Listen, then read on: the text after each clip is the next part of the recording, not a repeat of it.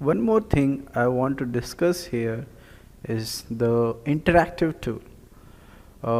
We have an interactive tool where we can see the components movable, and the collision between multiple components when you are designing a perfect, let's say, a kitchen. So where the drawers must not collide with each other when they are placed perpendicular to each other. So we have that interaction tool here. Under the tool, we have this tool named interact.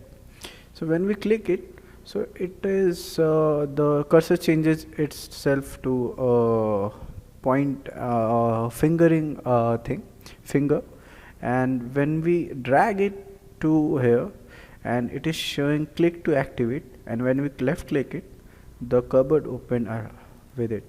So you can check it here, like this component is properly manufactured component, and they have created this component interactive, so you can open and close it according to your need.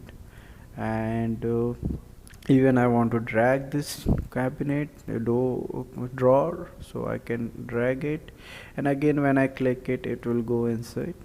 So it's really helpful for us to visualize things that we are creating. And even the, if we say, even the kitchen, even the door, as well as if we talk about more of architectural and interior designers, it will be really useful for us to see the home very interactive, and we can check and we can visualize things more accurately. So go ahead whenever you try or download anything from a 3D warehouse, use this particular tool to check the model, the component is interactive or not, and it will be really helpful for you if it is interactive.